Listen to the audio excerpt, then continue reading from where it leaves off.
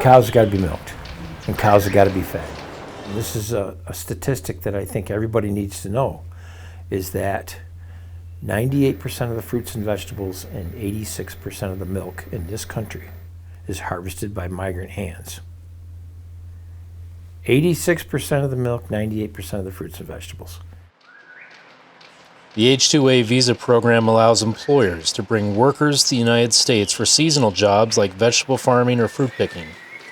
But there is no program for year-round dairy farm workers. As to the size of our undocumented workforce, it's somewhere around 2.5 million in this country that work in agriculture. And so of that, there are 370,000 H-2A permits given out. That gives you an idea of how much we lack in legality for our workers. H-2A workers, fruits and vegetables, you can only be here 9 months, and then your farm has to be worker-free, and you get surprise inspections. Make sure that there are no H-2A workers on your farm for 3 months. Cows don't understand that, okay? This is, 365 days a year. Nobody gets it. There's absolutely no program for the worker who has to be on site 6 days a week, 52 weeks a year. And certainly if they don't get milked, you don't have much time there. I mean, these cows are averaging 90 some odd pounds of milk a day. And if you leave that pressure and all that milk in that udder for, you might be able to cut back to 2 milkings a day instead of 3, which some farms do. You might be able to stretch your labor out then, but then it's going to take that much longer to milk them because they're only being milked twice instead of 3 times. So, the cows will suffer. I don't know, these animals depend on human beings to feed them and milk them and raise them up from babies and vaccinate them and all the things that we do. Yeah, it would be disastrous.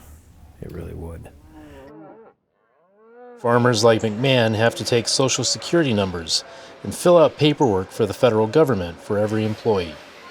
But for migrant workers, there's a problem. They're forged. They're all forged. They're all forged. So your responsibility is? My responsibility to the government is to take Social Security out of them and send it to Washington, and to take federal taxes out of them, and to take no different than any other employee. They have all the same deductions. The difference is they can never get it back. End of February, mid to mid-March, we will get mismatch letters from the IRS. And they'll say, these numbers, each employee will get one, and they just bring them in and hand them to me. And it says that these Social Security numbers do not match anything on our records. Please check with your employees, get the right numbers, and send them to us. Well, mismatched letters just go in a file because there is no other card. There is no proper number, but they don't send the money back either. Probably my longest worker is Gustavo, and he's been here 14 years now. I've been here for a long time, so if I go home, I'm ready to go. So the new president, he's trying to make this country better.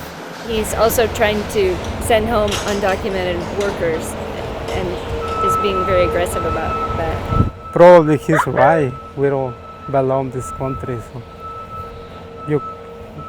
we come to work, make money and come back to Mexico one day. So. You think you'll go back one day? Yeah, one day. The atmosphere is tense, to say the least. If you talk to any of our workers, they'll tell you, they're not in a big hurry to leave this farm or any farm. They like the fact that the food trucks come here, and if the food trucks get followed by ICE or Border Patrol, that's going to be a crappy day. And I'm afraid that that could happen more and more. So we need these people, not just in agriculture, but because agriculture is the third largest employer of undocumenteds. Construction needs them, and certainly the service industry.